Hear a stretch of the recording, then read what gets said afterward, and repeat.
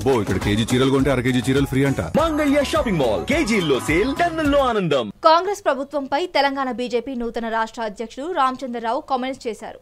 కేంద్ర ప్రభుత్వ పథకాలకు పేరు మార్చి తమ పథకాలుగా చెప్తూ ప్రజలను కాంగ్రెస్ మోసం చేస్తుందని ఆరోపించారు.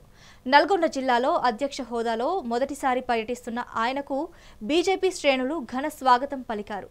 42% బీసీ రిజర్వేషన్లలో మతపరమైన రిజర్వేషన్లను కలపడం తాము వ్యతిరేకిస్తున్నామన్నారు. రాబోయే ఎన్నికల్లో రాష్ట్రంలో బీజేపీ అధికారంలోకి రాబోతోంది అంటున్న బీజేపీ రాష్ట్ర అధ్యక్షుడు రామచంద్రరావుతో మా ప్రతినిధి Venkatareddy face to face.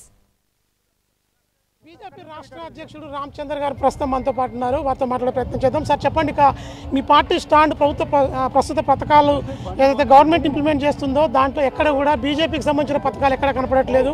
Me party పథకాలు ఏం లేవా? మా పథకాలన్నీ మావే. మీకు లేదు వీళ్ళు పథకాలు నడుస్తాయా? మీకు రూపాయి బియ్యంలో మావే నిధులు ఉన్నాయి. మీరు గ్రామీణ ప్రాంతంలో ఇచ్చేటటువంటి శ్మశాన వాటిలో మావే నిధులు ఉన్నాయి. మీ హరితహారంలో మావే నిధులు ఉన్నాయి. మీ రోడ్లలో మావే నిధులు ఉన్నాయి. వీళ్ళ దగ్గర ఏమున్నది? ఏం లేదు. వీళ్ళు చేసేది ఏం లేదు. ఉమ్మడి నల్గొండ జిల్లాకు సంబంధించిన మీరు బీజేపీ రాష్ట్ర అధ్యక్షుడిగా పదవి చేపట్టినాక ఇక రాష్ట్ర బీజేపీలో జోష్ వచ్చే అవకాశం ఉందా? మీకు చూస్తున్నారు కదా, నేను చెప్పాల్సిన అవసరం లేదు. మీరే టీవీ పెట్టి ఆ కెమెరా పెట్టి చూడండి. అంటే రాబోయే రోజుల్లో క్షేత్రస్థాయిలో ఇప్పుడు రాబోయేటువంటి ఎన్నికలకు సంబంధించి ఎలా ఉండబోతుంది మీ కార్యాచరణ?